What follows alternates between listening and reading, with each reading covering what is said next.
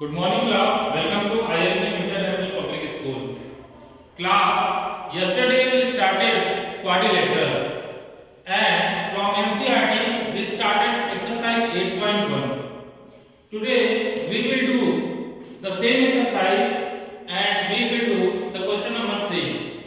So first read the question. What is the question? Question is, if the diagonals of a quadrilateral bisects each other at right angles, then show that it is a rhombus. Students, as you know, rhombus is like a square. Students, square के बारे में आपने पढ़ा है। Square में क्या होता है? अगर मैं बात करूं जनरली, तो square means a quadrilateral whose four sides are equal. Rhombus में भी अगर आप देखें सेम डिफिनेशन होती है। Rhombus is also a quadrilateral whose four sides are equal. But what is the difference between the two? अब square में भी फोर साइड्स इक्वल बता रहे हैं, रोम्बस में भी फोर साइड्स इक्वल बता रहे हैं, तो दोनों में डिफरेंस क्या है? डिफरेंस है एंगल्स का। रोम्बस में फोर साइड्स इक्वल तो होती हैं, बट स्क्वायर में क्या होता है कि जो चारों एंगल होते हैं ये भी 90 डिग्री होते हैं। तो all the four angles are 90 degree, but in rhombus में ऐसा नहीं होता है। रोम्बस में ये जो एंगल होते हैं ये 90 डिग्री नहीं होते हैं। बट रोम्बस में क्या करना है? अगर हमें रोम्बस प्रूव करना है तो हमें प्रूव करना होगा कि ये जो क्वाड्रिलेटरल ABCD यहाँ पे बना हुआ है, इसकी जो ऑल फोर साइड्स हैं AB, BC, CD और AD, ये चारों साइड आपस में क्या है? इक्वल है। ये हमें प्रूव करना होगा। तो चलिए इसको प्रूव करते हैं। सबसे पहले जो एक तरीका होता है किसी भी थ्योरम को सॉल्व करने का, सबसे पहले हमें गिवन लिखना होता है। तो हमने यहाँ पे गिवन ऑलरेडी लिख रखा है। हमें गिवन क्या है? हमें डायगोनल्स दिया है। सबसे पहले तो हमें क्वाड्रिलेटरल दिया है ABCD और इसमें दो डायगोनल्स है AC और BD, और ये डायगोनल्स एक दूसरे को बाइसेक्ट कर रहे हैं। मींस OA OC के इक्वल हो जाएगा और OB OD के इक्वल हो जाएगा। बाइसेक्ट का मतलब यही है दो बराबर भागों में बंट जाना। तो ये डायगोनल दो बराबर भागों में बंट गया, ये डायगोनल दो बराबर भागों में बंट गया। उसके अलावा हमें एक चीज और दी है, क्या? Each other at right angles, मतलब ये जो चारों एंगल यहां सेंटर पे बन रहे हैं ये भी क्या है? 90 डिग्री। तो मैंने यहां देखिए लिख भी दिया है, angle AOB, BOC, COD, AOD all are 90 degree. ठीक है, और नीचे फिर उसके बाद आता है टू प्रूव। तो टू प्रूव में देखिए क्या लिखा है। टू प्रूव में जो हमें शो करने के लिए दिया रहता है, जैसे हमने लिखा है show it is a rhombus, तो यही हमारा टू प्रूव है। क्या? Quadrilateral ABCD is a rhombus. ये तो थ्योरम का एक तरीका होता है जो हमने यहाँ पे फॉलो किया है, लेकिन सबसे इंपॉर्टेंट है वो है प्रूफ, कि इसे हम प्रूफ कैसे करेंगे। तो इसे हम कॉन्ग्रुएंसी की हेल्प से प्रूव करेंगे। हम सबसे पहले क्या करेंगे, कोई भी टू एडजेसेंट ट्रायंगल ले लेंगे। AOB BOC ले लीजिए, BOC COD ले लीजिए, या AOD COD, कोई भी आप दो ट्रायंगल ले लीजिए, उससे कोई फर्क पड़ने वाला नहीं है। बारी बारी से आपको चारों लेना होगा, मतलब चारों लेकर के आप प्रूव कर सकते हैं। एक प्रूव कर देंगे, उसके बाद सिमिलरली हम लिख देंगे। चलिए देखिए कैसे करेंगे। हम क्या करते हैं, इस क्वेश्चन के लिए हम दो ट्रायंगल ले लेते हैं एडजेसेंट। एक तो हम ले लेंगे AOB और दूसरा हम ले लेंगे BOC। ठीक है, कोई प्रॉब्लम नहीं है। चलिए इसको लिख लेते हैं। तो मैंने लिखा in triangle AOB and triangle BOC। ठीक है, अब देखिए जैसे मैंने इसको BOC लिखा, आप बताइए क्या ये मैंने ट्रायंगल का नाम सही लिखा है? नहीं, तो BOC नहीं लिखना है, क्या लिखना है? COB लिखना है। अब आप कहेंगे सर ऐसा क्यों?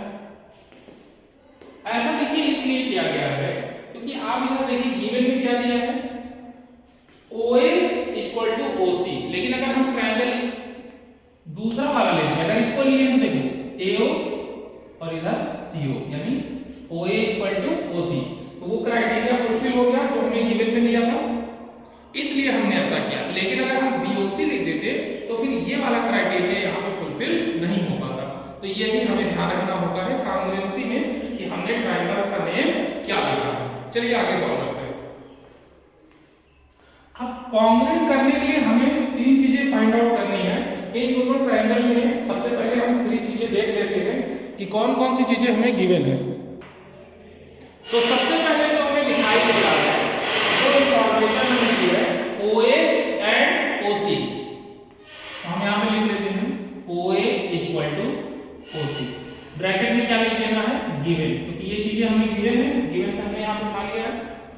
नेक्स्ट आइए देखिए, यहाँ भी 90 डिग्री एंगल बन रहा है और यहाँ भी 90 डिग्री एंगल बन रहा है, तो हम लिख देंगे angle AOB, angle AOB equal to angle COB, equal to angle COB, ये भी गिवन है।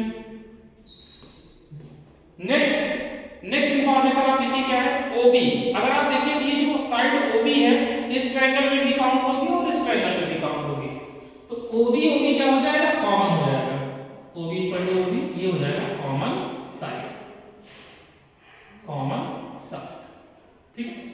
अब देखिए यहां पर आपको क्या मिला, ये क्या है, साइड है, ये क्या है, एंगल है, और ये क्या है, साइड। अब आप क्या लिखेंगे, फ्रॉम SAS क्राइटेरिया, क्राइटेरिया लिखिए, रूल लिखिए, कोई प्रॉब्लम नहीं, यानी साइड एंगल साइड क्राइटेरिया, ये हमने यहां पे लगा दिया, तो साइड एंगल साइड क्राइटेरिया के अकॉर्डिंग यहां पे क्या हो जाएगा, ये दोनों ट्रायंगल एक दूसरे के कॉन्ग्रुएंट हो जाएंगे, AOB कॉन्ग्रुएंट हो जाएगा ट्रायंगल COB, कॉन्ग्रुएंट का साइन बना देते हैं यहां पे, कॉन्ग्रुएंट हो गया। अच्छा, आपको पता है कि जब दो ट्रायंगल कॉन्ग्रुएंट हो गए तो उसके बाद हम यहां पे सीधी लगा देंगे, तो बाय सीधी क्या हो जाएगा, अब देखिए यहां से मैंने क्या लिया, AB, अगर मैंने यहां पे AB काउंट किया है तो सेम इधर भी ऐसे ही चलेंगे, कॉन्ग्रुएंसी में ही रूल है, तो ये क्या हो जाएगा, CB हो जाएगा, तो AB इक्वल टू क्या हो जाएगा, CB, तो देखिए AB इक्वल टू CB, या हम इसको ऐसे भी ले सकते हैं, AB equal to BC, alphabetical order में लगा लेते हैं, तो AB इक्वल टू क्या हो गया, BC, इट मींस हमें पता चल गया कि ये जो साइड है इसके क्या है, इक्वल है। सिमिलरली अब इसके बाद हम ऐसा नहीं करेंगे कि सबको फिर लेकर के प्रूव करना है, नहीं, एक चीज आ गई तो हम लिखेंगे सिमिलरली, इसी तरीके से अगर हम इन दोनों ट्रायंगल को लेंगे तो हमें क्या मिल जाएगा, BC इक्वल टू CD,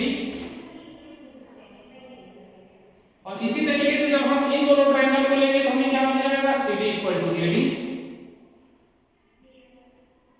ठीक है।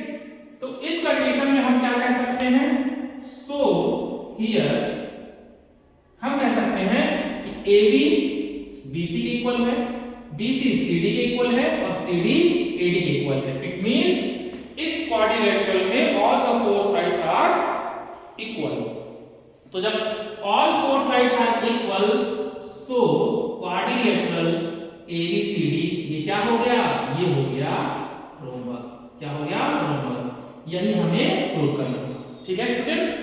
तो इसको आप अच्छे से कॉपी में